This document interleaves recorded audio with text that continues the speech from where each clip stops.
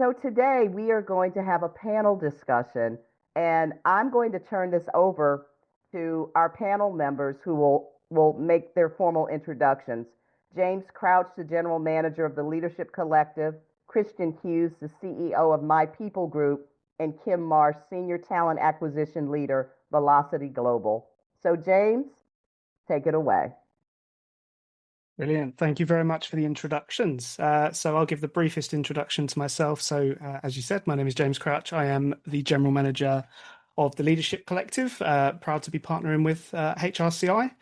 We specialize at helping businesses on international markets, and I myself have over a decade's experience within the executive search and senior hiring space, and specialize in running that team and helping us scale in the business. I'm happy to be joined by Christian. Christian Hughes is a specialist in team dynamics and performance with over 15 years of experience supporting elite teams, including British cycling, Saracens rugby, and English rugby. With a background in performance psychology and counselling, he's dedicated to his career to helping people thrive and his teams to perform at their best. As the founder of My People, Christian brings elite sports principles into the workplace. He uses data, behavioural insights, and predictive analytics to help organisations build cohesive, high-performing teams. His work empowers leaders to make smarter hiring decisions, strengthening team dynamics and creating environments where people can excel. I'm also joined by Kim Marsh. She's the Senior Talent Acquisition Leader and Remote Work Strategist with deep experience in scaling global teams in high growth and remote first environments. At Velocity Global, she leads global hiring strategy, aligning recruitment with business goals and cultural goals. And along with that, she has leadership goals at Users Testings and Binance US. She's guided teams through major transformations, always linking talent strategy with organizational impact, passionate about helping companies build inclusive, distributed teams and driving performance, equality, and a sense of belonging in the modern workplace. So thank you both for joining. Thank you. Lovely to be here. Happy to be here. Thanks, James. So from my side, I'll just give you everyone a briefest of overviews. So the key focuses for our presentation today and the discussion that we're going to be having are really what's happened in changes and what has evolved in the AI era of executive hiring. One of the key messages I think that all of us have to say is that, AI does help us find people faster and more strategically now, but it still takes real judgment to find that right hire and using the data and AI to help us with that. Across global environments, hiring in many different regions now, including Europe, Asia, and LATAM. It's a massive minefield of things, including data privacy, legal compliance, and a lot of other things on that side. So from that, I'll pass straight on over. We'll go into our first stage, and I'll let Christian take over. Thanks, James. Well, we're going to start by running a quick poll on the impact of AI in your hiring processes. So that's now coming on screen. I'm just going to give you a couple of minutes to complete that, and then we'll start to explore the topic.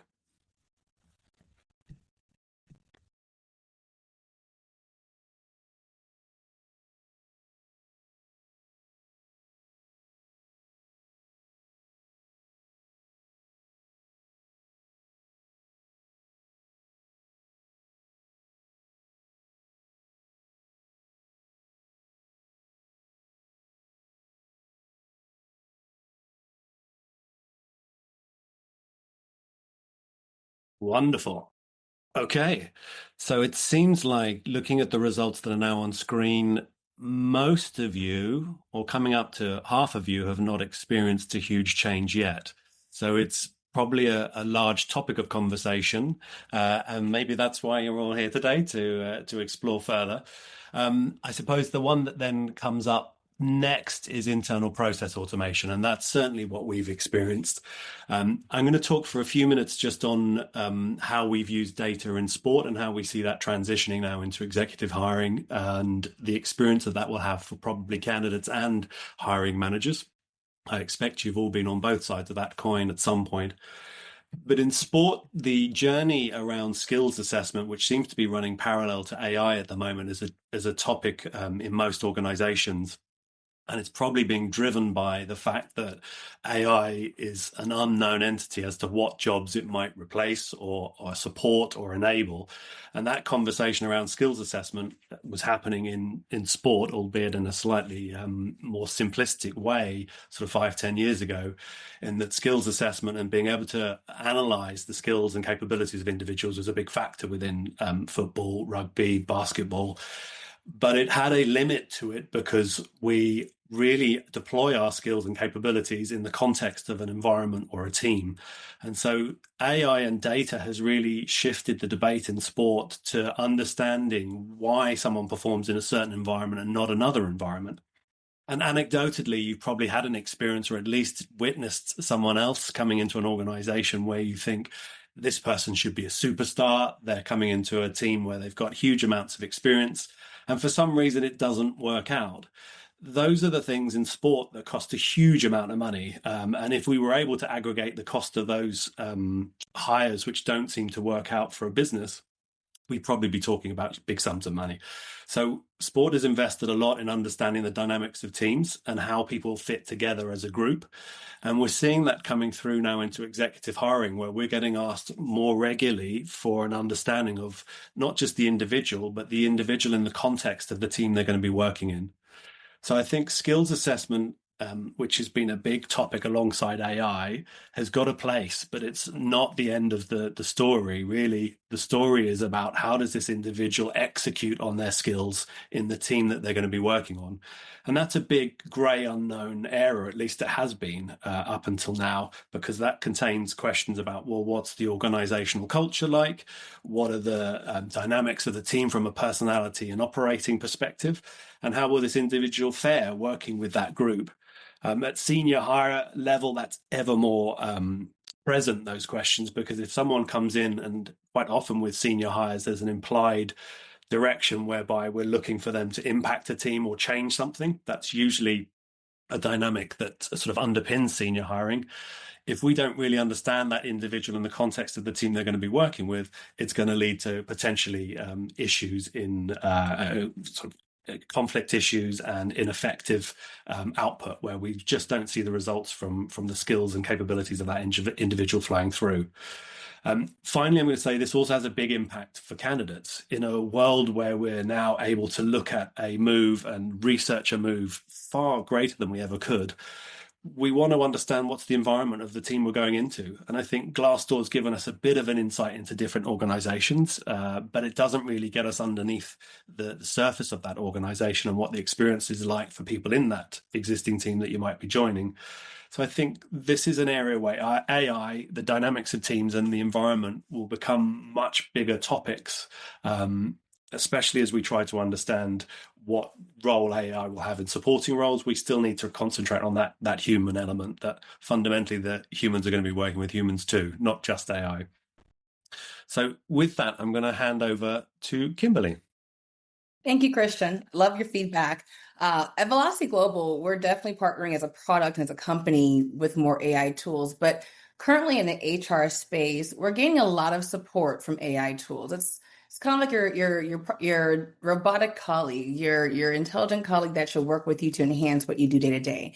But there are some areas where we're still falling short. But as far as some areas that we're actually seeing some increase and some support, we're seeing that AI actually helps our platform to streamline our ability to source high volumes of applications, analyzing those resumes at scale for key points, alignment to our JDs, and really helping us to make sure we capture those individuals that we might miss due to some bias. It also helps us identify top candidates and reduce that bias if it's used thoughtfully. But we'll dive into the thoughtfulness of that a little bit later and how we can be more thoughtful in our use of AI. Even as we partner with other tools that we're using to be productive, we're seeing chatbots that help improve communication for troubleshooting with our CSMs and doing that in a timely manner. So we're able to get our teams back into action much faster because of these partnerships to troubleshoot pain points in our different platforms. It also, personally, I'm more in a leadership capacity now, but I'm also back into recruitment a bit as my team transitions. My goodness, the AI tools really support the outreach piece that really helps us to align these messages to the candidates and their profile and their job descriptions, which increases our response rates. So being able to tailor these messages and connect these dots has really created a much higher response rate. Now, as far as expectations and things that we can sometimes fall short with AI, bias. It will not disappear with the use of AI. We still need that human oversight. AI models can replicate historical biases if the training data isn't carefully curated. So what we are hoping is that we're going to analyze these decisions before committing to its validity and be able to move forward thinking that not that AI is the guiding light, but a suggestive partner, how we can look to move forward. Also, implementation takes time with these things. As you build out these systems and these partnerships, new hires and entry-level hires need to develop their alignment as well. So it's not a plug and play situation with AI. You really have to take the time to work with the tool, see it as an enhancer, not a replacement for our human-centered HR approach. Organizations seeing the best results are those who are using AI as a partner, not as a substitute. So we work in tandem, we train our entry-level folks on how to partner with these tools, and we monitor the feedback and make sure it's accurate. James, I'm going to hand it over to you to continue sharing your piece and your suggestion towards this poll. No, brilliant. Yeah, I couldn't agree more. It's about how you can have it work along with you. I think, as I said at the start of the conversation, I think one of the key things that we're starting to see more and more with AI is, the general consensus is, it's going to take our jobs or anything of that sort, but actually it alleviates our jobs a lot more and more nowadays. Speaking, from our things of ways that we're starting to look at that, some of the key things for us in regards to sourcing and talent mapping and the integrations that you can use with that side are fantastic. And when you start looking at AI across borders, that's when it gets even more complex, when you're dealing in different time zones, different cultures, different languages, and different outreaches for businesses that are trying to scale into those regions. The reality is that we can't all be awake 24/7 to be reaching out to those people to discuss that. The way that we can automate that process so that we can have a healthy outreach to that market, especially at the senior level. It's a passive market. We all know that at the moment. The majority of senior people are actively looking, but in a passive way. We can use the tools to assist us quite drastically managing across time zones. I hire internationally at the moment, and I've done hires in APAC, Europe, and also NA. Anything from interview scheduling to screening and scoring. We all use diaries and calendars. Using the AI automations for that side helps drastically. Along with that, when it comes down to background and reference checks, when you get later into the process, there's plenty of platforms that we've started utilizing now that can verify leadership backgrounds. It's always been done with that, and this was going to come up in further conversation, but that gut feeling of, an exec will say they like someone or they don't, and that's the decision that is made. It's not made on data or alignment or anything from that. There's so many other ways that you can use those things, and especially from the likes of Christian and the tools that you can use to properly align yourselves culturally. It's something that was always contextualized as something that people thought you can't automate that. And I don't think it's something that you can fully automate. I think that's something worth clarifying. You're not looking to fully automate that contextual judgment on that side. What you're looking to do is use data sources and points to align yourself to what you're looking for and use that data to help your kind of senior team in the discussions that they have with that candidate pool. More and more we see that it gives you an extra utility belt of data and narrative for the conversation. There's a lot of things that you can't, and as I said, and we're going to touch on a lot more. There's a lot of this that it's people are starting to learn more and more to utilize AI to support them rather than give them the answers. There's things that can't be automated from our perspective at the moment, and it's some things that people are still learning. You've got things like crafting the full narrative and kind of completely creating job descriptions and the idea on that side. You can't do that. You can give AI the data, but really when it's coming to creating, a proper value proposition for a candidate, creating a job description and giving them the story of what they're actually going to be looking at and having in that role, that's where the personal touch comes in. But it's those parts before that definitely help a lot more. So yeah, I mean that's probably a good starting point. I'd say that that's a very good section for us to move on to the next one.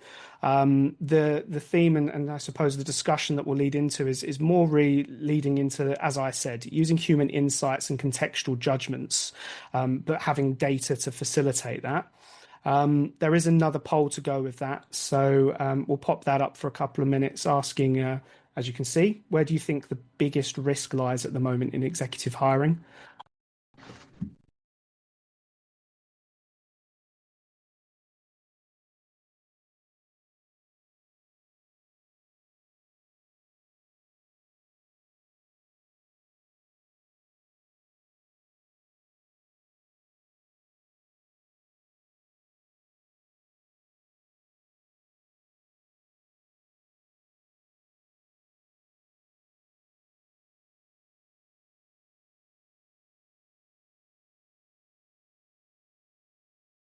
There we go. Interesting results. I don't think any of us, from all of the conversations that we've had before now, um, that doesn't surprise me at all. The misjudgment of leadership capability is something that more and more is coming up in that side. Looking there, yeah, I agree with the other two process results as well. You know, relying too heavily on rather than using them as a side point. Interesting discussion because it's going to lead into a lot of the points that I think we've got on that side and kind of for discussion. But definitely agree with that. I'm going to kick this off. So I suppose from my side, I would 100% agree with that. From our perspective, especially, leadership is so context driven. It's very hard to just use, you know, kind of one feeling to do that. Especially now more and more where businesses are looking to hire in international markets and have an executive team that truly covers the world. Other regions have other cultural nuances, have other hiring practices, and have other ways that they act. You know, if you're hiring in Brazil, you're going to hire a very different way to if you're hiring in Germany. And then if you're hiring in APAC, you know, Singapore's one way and Australia's the complete opposite. There's so many cultural and regulatory sides and contexts that come into that. An algorithm can't independently process that. It goes back to the overall message, using the AI and using the data to support your conversation. From my perspective, I think executive hiring, even you know now, is still probably more too much done on gut feel. I will speak to executive leaders. They will maybe not even meet that person. They will have one conversation and they will say the fit is the resume or the fit's not. That's it. It's done purely on their gut. That's the evolution that we have now, where we can start using data and skill sets to show the leadership presence within those people, the adaptability that they have, and then the way that they can align to company values. Again, more and more in the international markets, businesses want their values across all regions, but then you have regional nuances that lead to complications in that discussion and bits like that. So there's a lot with that. And then it adds more and more to the complexities that you'll have, Kimberly, I'm sure, in the reputation that you have. There's stakeholder trust on the line here. You're working with people that on a daily basis you are dealing with that are hiring extremely important roles to manage the business or key functions of that team. If you appoint the wrong leader, the damage to that is phenomenal. It's not just the leader that is damaged, it's the team, it's the business, it's the reputation, and then you have to go back through the process and hire again. There's a lot of emotional intelligence that needs to come into that, you know, culturally navigating sensitive change and inspiring leaders to be able to lead those, you know, those teams from a strong factor. Something that you touched on as well, Kimberly, with the bias. Bias is always going to be there. As much as we all hope it wouldn't, unfortunately it is. There's an over-reliance on algorithms that leads to risk and everything else on that side. I think that that's where using tools that align to the company values and the way that you do that will help you have a net to cover that side. Data should inform, it shouldn't replace. Human judgment is there, but leadership is, you know, kind of a lot more than just a piece of data on a piece of paper. You know, I've touched on a few things there, but I'd love to hear your thoughts, Kimberly. James, you could have said it better myself, but absolutely partnering with these tools. As we think about the risk of cultural mismatch, imagine an executive coming in to lead a charge, but completely goes against the morals and the company's overall moral values and their compass there. So cultural mismatch can really derail the performance of an entire organization. Even the most qualified executive can struggle if their leadership styles, their values, or decision-making clashes with the organization's overall culture. Now, we like to use AI to help us debias a few decisions, making filtering out irrelevant variables like a name or an accent or university, especially with global recruitment. I love just wiping it clean and just looking at the facts that matter, the data that speaks to what we're looking to unfold. So I know at times we can deal with stakeholder pressure around these points. I want someone from this big name and this big name and whatever it might be. But if we can take that out the process and focus on the long-term goals here and making sure the hire does well based on the skills that we assess, not just on the places they've come from. We're looking towards the future of the hiring and of this person's contributions, not just their past. So we want to make sure that we send a message that internal growth, it helps that overall internal growth will help us to be more focused on the cultural build out that we're looking to build out here, making sure we lean into the company, where we're going. And I know some folks are sometimes nervous to do meet and greets with direct reports, et cetera, with executives, but that helps us on a softer level to make sure that we're aligning on the points that matter. But again, utilizing these tools to remove that bias kind of helps us demonstrate what we can do better with the use of these tools and hopefully sets up for success if used correctly. Christian, what would you have to add in around the assessment space and how we can work to be a bit more intuitive on the human side? Yeah, absolutely. Thanks, Kimberly. Great points. I think what we're seeing here is that AI is well accepted for process-based and procedural-based activity at the moment. But once we move into the space of decision making and judgment, it is a little bit like data that is used in any other context, in that if you're basing your decision off a single data point, you're likely to be missing quite a lot of information. And I can think of times in sport. I mean, certainly in basketball, where we work with some of the Sixers teams, the Philadelphia Sixers, there were certain coaches who would really like the data and would make decisions planned in advance based on the data. And then there are other coaches who were very long in the tooth, probably very experienced, and had a really good way of understanding how the game was playing out because they'd seen so many matches, who would discard the data completely. They didn't like the regulated form of data. And I think that both of those can work, but in isolation, I don't think they do. I think ultimately what we're talking about when we talk about AI from a decision-making perspective is if you're relying purely on your gut, that can be dangerous. If you're relying purely on the data, that can be dangerous. Really, the role of AI, as I see it at the moment, and this is subject to advancements, it's moving very fast, is to support your data, your decision making, and giving a data point that's helpful. What I have seen with, as a final point on this, with some models coming through, the smaller local language models, is getting the AI tool to actually show it's working out and qualify where the data's come from. That becomes quite useful because then you've got a curated, an understanding of how that data is curated or how that answer is curated that doesn't really exist that much within, say, a ChatGPT style. So it's interesting that we've been conditioned with the first out of the blocks being the ChatGPT, which just sort of provides you with a whole lot of confidence from the data, but you don't know what data it has passed. Some of the newer ones coming through are starting to say, well, hey, this is the data pool. This is the size of the information that we've got that's supporting the information we're putting on screen. And that's where I think it gets more helpful. So to summarize, I think it's a data point that's useful, but it isn't the be all and end all. It needs to be supported by other data points. And I think we need to understand how the AI has come to its conclusion when we're talking about decision making. So I think back to you, Kimberly. Absolutely. How we coach our tools so they can pick up and use all their intelligence to mirror what we're doing and amplify it. I believe it's time for us to move towards a poll at this point. And I mentioned earlier the importance of looking forward and making better and a bit more integrated choices. So now we have a poll. What's your top priority for improving executive hiring this year? Are we looking at better data, improving our stakeholder alignment, are partnering with outside experts, structured onboarding post-hire, or more robust candidate assessments? Would love to hear your feedback.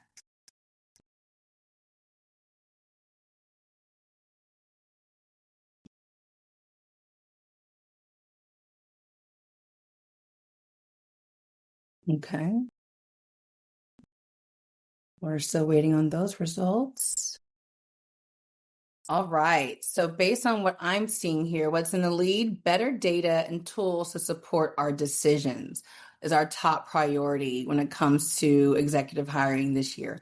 Absolutely. The use of better tools, that's definitely a space I'm looking into as I'm looking into ATS, HRIS systems. How do you partner with AI? How do you partner with the tools we're already using? And how do they help us make our decisions? Because although we have bias, data helps us to eliminate that. Another big focus here is more robust candidate assessments. We've also seen the ability to reduce a lot of bias in that space as well. I know from my perspective, my focus for the coming months, for the coming quarter, I guess, and that does shift in a high volume space, but we really want to make sure in my particular space that we're building structured onboarding into our hiring strategy. And the reason I really want to focus there is because a strong hiring strategy actually continues through the moments that matter. It extends through structured onboarding and accelerates the integration, strengthens our retention, and it drives the impact from day one. So really making sure we continue the recruitment process through onboarding and make sure that we're setting up success from those first conversations.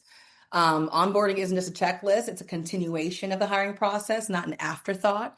So when we partner with different teams, we focus on developing that manager and supporting the team. The 30, 60, 90 is expressed during the interview process and is continued through the onboarding process. And it helps us lead a strategy of expectation of what you're being brought into, what you signed up for, and if that's going to be the same alignment to expect in your 30, 60, 90.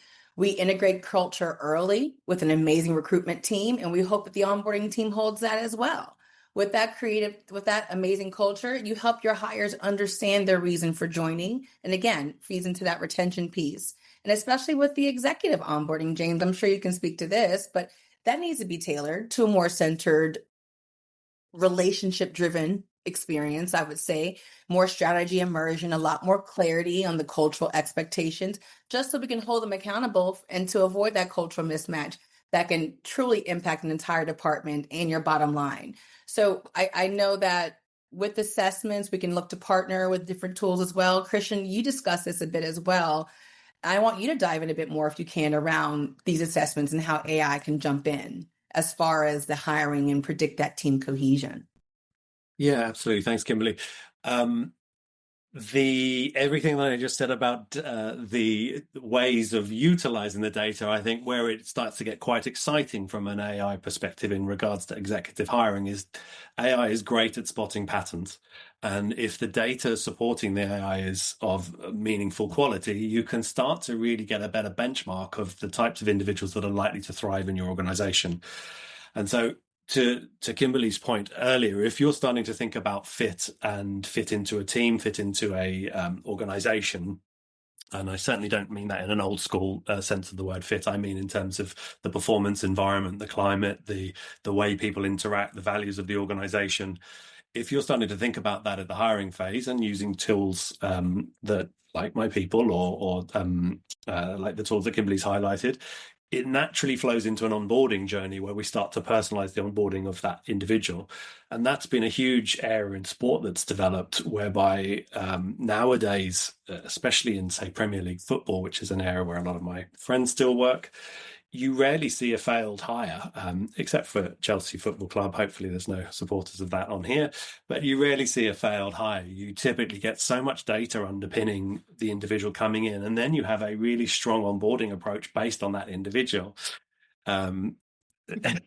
Just noticing there are some Chelsea fans, so I do apologise. I'm sure your time's coming soon. I am a Liverpool fan, for those who want to notice my biases.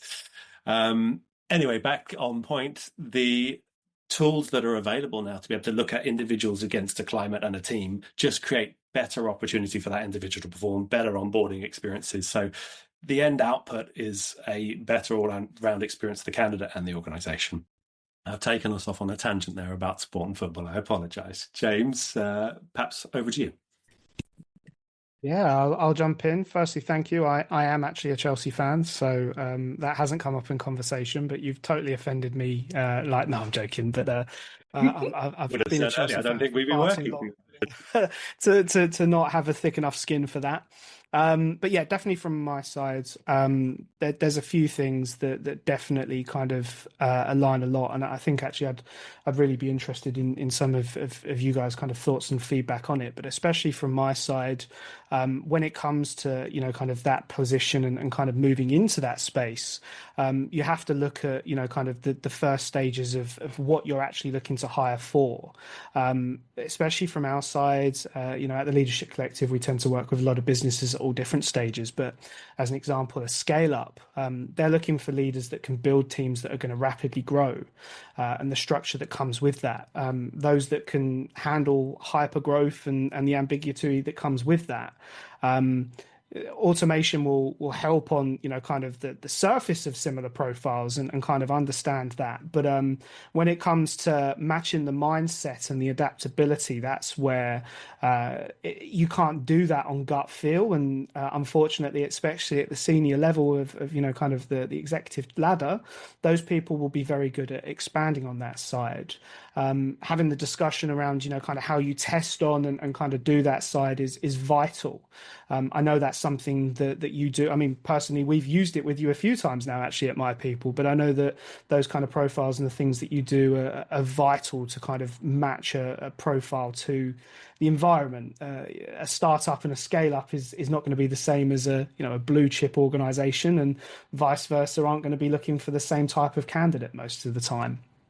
Along with that, there's those businesses that are looking to scale on a turnaround. One of the things more and more at the moment are those that have unfortunately done and created a mishire, and now are looking for an executive that can come in and stabilize the balance. Those that are going to come into ultimately what's a high pressure environment. There's going to be a lot of red flags in the business at the moment because unfortunately, once you hire mistakenly at the leadership level, there's a lot of resilience that's needed to right that ship.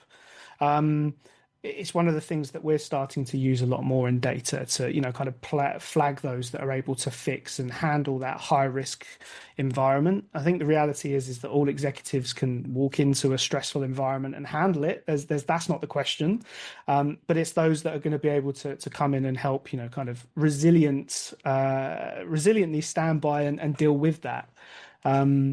The other side of the table for us is more and more on the global expansion side. I think that's something that businesses now are, more vital than ever. We are having businesses that are looking to have executive leadership across borders. They want their CTO based in the US, the founders are based in the US, but then they want a financial director based in EMEA and head of HR based in APAC and all of the above. Scaling across regions is becoming more and more vital for businesses nowadays. We're seeing more and more in the conversations that we're having the talent complexities that come with that. There's regulatory environments, there's cultural environments, and going back to what we've said before, algorithms don't understand geopolitics or any of the cross-border influences on that side. It goes back to the bias conversation and all that we said on that side. But using tools to be able to align yourselves to that are where we are finding more and more a lot of alignment with organizations. It helps businesses that perhaps don't understand that environment find leaders that do, that can then build that environment, that can scale that environment, or that can fix that environment. It's unfortunate, but a lot of businesses I've seen have hired in APAC and are looking to fix what they're doing as that has gone wrong. They hired culturally to the US, and if you're in APAC doesn't align culturally to the US a lot of the time. It's a very different environment for staff. The other things that, especially from my side, is and I think it goes back to kind of a point that we've all been discussing, and that's I think that there's a real reiteration of what we can't automate, or at the moment, which we haven't found the ways to automate it. There's a lot of things that you can automate, but again, going back to, you can't just trust your gut and go with it. You have to use the tools to align you to it. You need AI and those tools to be on your side. But when it comes to things like, especially from my side, and actually I'd really be interested in your thoughts on it, especially Kimberly, would be the stakeholder chemistry. From my side, you touched on it, but speaking with executives and finding that right match, especially from our perspective, it's really hard to sometimes convince an executive that what they see on paper is what they actually want to talk to, because we've done so much of the background work of working with them and aligning to it, and we have all of the data to prove that. But approaching an executive and convincing them that are two very different things. I mean, is that something that, how do you approach that? Is that something that you see on a daily basis or when you're hiring at that level? Living in that moment currently, and absolutely, it's a matter of reducing the bias and understanding what are we solving for. And with the data that we typically pull, we can see certain companies are maybe a bit more siloed than a smaller startup company. So if we think enterprise, is that company aligned to what we're looking for? But we collect the data points, and although they can't understand some of the compliance issues globally, we can discuss the fact of what we're looking for and the solution we're looking to gain. So when overcoming those biases and trying to speak to an executive to find that right alignment, it's important to make sure we remind them, what are we here to solve for? What are your current pain points? And if we remove name, location, companies from these resumes, does the breadth of this resume align to the solutions you're looking to receive from this hire? Okay, now as we lift the veil and we see these different company names, would you have ever expected? And sometimes when you remove the bias from the more desired company profile, the executive can lean in more and see, oh, that's not all I was looking for. I needed more. Currently in my company, we're a larger company pioneering the space, but we're also innovating how we operate. So certain companies and certain backgrounds, it really needs to match the velocity, plug velocity global, at which we need to move. And sometimes enterprise companies might not match the same level of demand. So although it sounds bright and fancy, what are we solving for? And let's make sure we're aligned to that. So overall, just making sure, again, we pull those data points, but we still speak to the culture of the company and what the wrong hire can do when it comes to encouraging a team that is looking to make a pivot in how they operate, or encourage a team that's been through one too many changes. Let's make sure we make decisions that are based on what we need as a company goal, and use AI to help us partner that and reduce the bias around those decisions as well. So absolutely, it's something I'm doing right after this call, James. We deal with it on a daily basis. It's 99% of the conversations that I have. I mean, I'd be interested on your thoughts on it as well, Christian, because I mean, we use your data. You know, if I'm completely, full transparency, I use your tool, and that is one of the ways that we do it. But especially when it comes to the data and the way that you're doing it, what do you find is the best way to approach that subject when you're talking with the executive team and aligning that? What do you try to use, or what data have you always found best to encroach that subject and convince them of kind of, the candidate's readiness or suitability? Yeah, that's a great question, a broad question, and probably a tricky question to answer in a couple of minutes. Perhaps I'll pluck a very specific answer, which won't answer everything. It won't speak to all of that question, but it's one of my favorite pieces of work that we're involved in at the moment is in industries where there is a real shortage of certain candidates. And I can think of specific legacy technology in the nuclear industry, for example, where we don't have access to the candidates. People won't have learnt this technology at school. And as a consequence, we're having to use AI and our data approaches to really understand, well, what other industries or where can we isolate the types of individuals who would be able to learn these skills quickly? And without turning this into a long story, it was fascinating to find that in some of the teaching environments in the UK, we found individuals who were used to running projects, used to difficult stakeholders and kids, used to being under high pressure, who were able to learn the technology and then go into those environments and solve the sort of skills gap, if you like, that was present. And we did that through a process of understanding the capabilities of the individuals who are doing the role at the moment outside of technical capabilities, which I think probably in technical roles would seem like madness. But I think with AI, the funny irony of it is it's actually highlighting where the human capabilities are more necessary. And it's also highlighting how quickly you can learn technology and use technology if you have the right sort of human qualities. So from my perspective, fascinating time. I don't have all the answers on it, but it's fascinating to see how it's going to evolve. I think that's the key thing. No one has all the answers with AI at the moment, full stop. We're all still learning a lot from it. We're getting near the end of kind of the key discussion points anyway, and the timing that we have. I suppose what would probably be good now would be, from my side, a bit of a cheesy one, but to kind of wrap up on any, kind of final thoughts. I'd love to get kind of, I suppose, one takeaway idea or thing that is kind of your key thought process for, the next foreseeable future when it comes to AI. From me? Who wants to go? Well, there we go. You've volunteered yourself. There you go. You go first. Basically, absolutely. Go for it, Chris. Okay, I just jumped in there. Sure.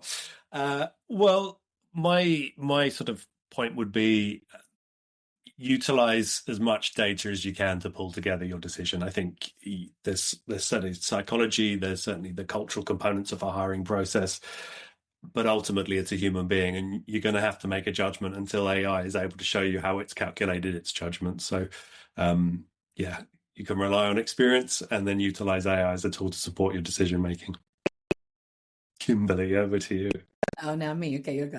All right. So I'm here. My bio discussed my need for inclusivity as how we make our hiring decisions, and we're definitely moving forward with doing that at Velocity Global. Plenty of roles available. I see a couple of folks in the chat who are looking. Please check out our hiring page. Again, shameless plug. But true inclusion comes from overall combining our insight, our structures, and then making sure we're aligned with our stakeholders. A lot of touch points, that human touch to understand and dig in. Now we take the desire, match it with the data, and we put out strategic guidelines that align the two. So that's why I'm gaining from this partnership, just the ability to partner our human experience with global data. And I'm going to tap in more into my people and see how that data can help me with that as well. So I'm glad that I was able to meet you today, Christian, and hopefully it continued to encourage me to make better decisions from a leadership standpoint here at VG. But just making sure we're combining the need for all the important tools, not just the tools itself, but the insight and the partnerships. Oh, I guess that leaves me. I'm going to go for the easy way out on that because I've asked everybody else and haven't really thought of it myself. But from my perspective, I think I'll say that resonating what we've said from the start, AI is a support. AI is there to work with you and help us all evolve in that. It's one of the things that is giving us groundbreaking data and information to help decide. Leadership hiring demands context, though. It demands chemistry and it demands a lot more than it. I don't want to keep repeating the comment of we shouldn't just rely on gut feel, but obviously that does come in a lot to it. Those of us that have done this for a while know that is a key factor is deciding the chemistry and the relation that they have to the business, the culture, and everything else with it. Utilize AI to support you and grow in your hiring, and then focus on the next steps from there. So yeah, we're getting near the end. I do want to just say one follow up on that. So if anyone was interested in going deeper into this conversation, as I said at the start, TLC, we do partner directly with HRCI. We're doing several of these alchemizings throughout the year. We are actually doing a specific roundtable follow up with all of us as speakers today. The roundtable isn't today, but all of us speakers from today will be attending, hoping to go into a bit more detail around the data and also some of the specifics on the tools. We have put up a poll if anyone would be interested in joining. Spots are extremely limited on this. We'd love to have you there. It's going to, as I said, it's going to go into a lot more detail around the real world challenges, the mobility, and especially around the global hiring that you have at executive levels.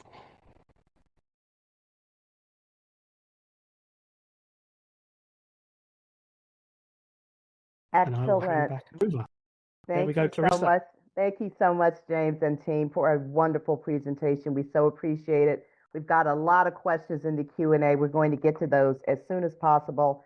As I said earlier, HR professionals get up early and stay up late with us to learn here at HRCI, and for that we are so grateful.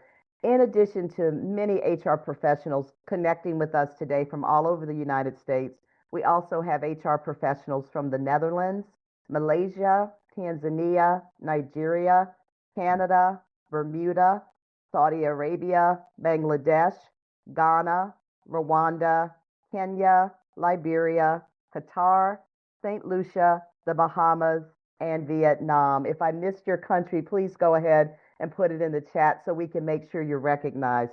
So let's get to the Q&A. Christian, I'm going to start with you. In looking for executive talent, oftentimes organizations use predictive assessments. How do they work at the executive level, and what traits or dynamics are you really honing in for? Yeah, great question. So this is a very evolving space at the moment. There's technology that is moving towards video orientated interviewing, looking to pull up sort of personality styles based on the way someone is interacting on video, which is kind of cool, but kind of terrifying. The traditional model of predictive assessments was based around either situational judgment tests, competency profiling, and or sort of psychological profiling.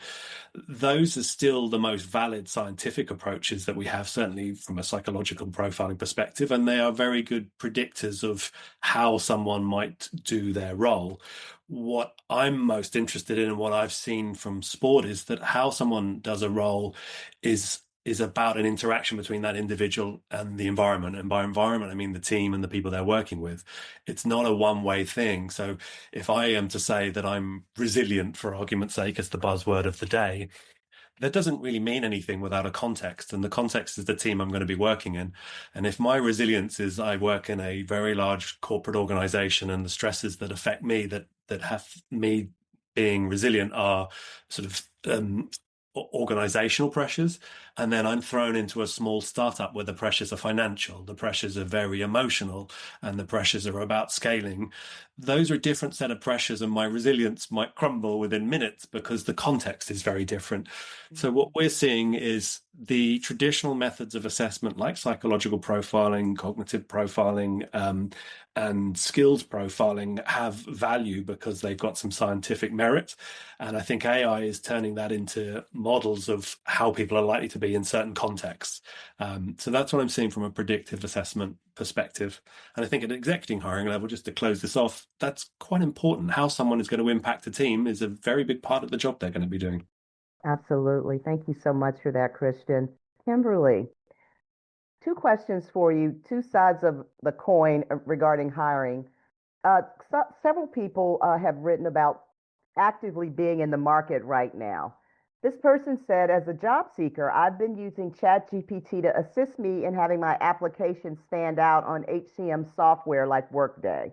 Is this something you recommend to a job seeker, or is there anything we should avoid? As long as we're preparing to pitch ourselves in the most honest way as possible is what we want to do. AI can sometimes enhance things, but we still want to make sure that the resume and the candidate are one and the same. I think if you put yourself in a position as a hiring manager to read certain keywords and experiences, and then you're 30, 60, 90, you're not seeing that experience there. I mean, you solve the short-term problem, but the long-term could be you're now exercised out of a business with the resume showing a smaller gap. So let's be sure as we look to enhance what we do, perhaps using more synonyms, not trying to redefine how we are, but repurpose how we've contributed to past companies to align to that job description, to align to those values of that company, but to always remain high integrity, because again, we don't want a fast turnaround because that puts you back on the market worse than where you started.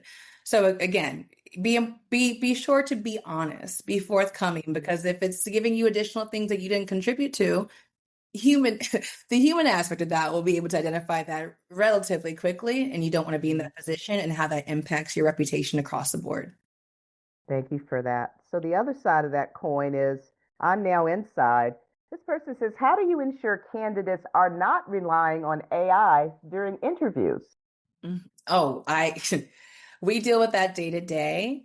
And that's again, that human engagement, as far as looking at the questions that are asked, asking them for personal experiences, and being able to decide if what's being given to you aligns with what's being read.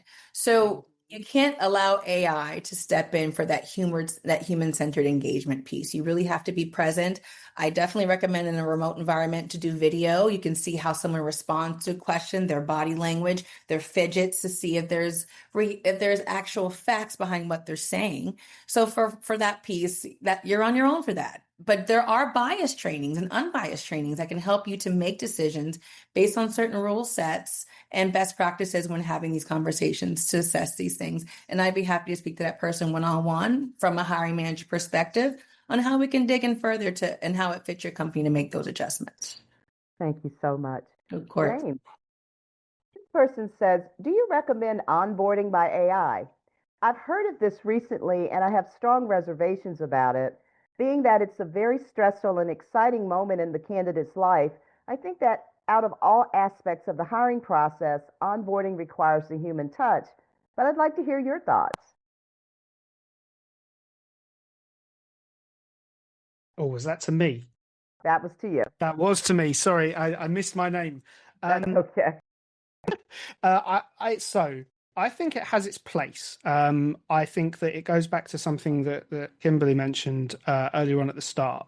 There is a level of personalization that should exist within it, and I entirely agree that especially candidate experience when they're onboarding is drastically important. It makes the difference between retention and not retention, and let's be honest, retention is on everyone's lips at the moment, so it's a key factor in it. I think that there are certain parts of the process that AI can support you with, especially when you're talking about international environments. You can automate, documentation, you can automate, checks and things like that. As I said, we use some tools, especially for things like background checks or any certification checks that you need for candidates. I think that helps a lot, especially when you're talking about international environments, because it becomes incredibly harder for HR teams that are based in completely different time zones to relate. When it comes to the actual onboarding process, I think that complete reliance on it removes all of that cultural element and any of the onboarding that people want. And as I said, risks retention. Those people just feel like another number in a machine, and it automates them too much. I think it goes back to the overall conversation that I said from the start. I do firmly believe, and I come from a tech background myself, I do firmly believe that AI has its place and can be a very good assistant to us. But I do think that the human element is vital. Candidate experience now more than ever is demanded. It's not required. It's needed. Executives are wanted everywhere. And in any hiring process, we're all trying to find the best quality candidates and they want the personal touch. So my answer is yes and no, in short. Thank you so much. We're going to land it here. James, Kimberly, Christian, on behalf of all my colleagues and friends from all over the world, we are so grateful to your wonderful insights on AI. And another reminder that it is a tool to help us be more effective as HR professionals. It is not a replacement. It is a tool to work in parallel. So thank you so much for your wonderful comments today. Thank you for having us. Thank you very much. Absolutely.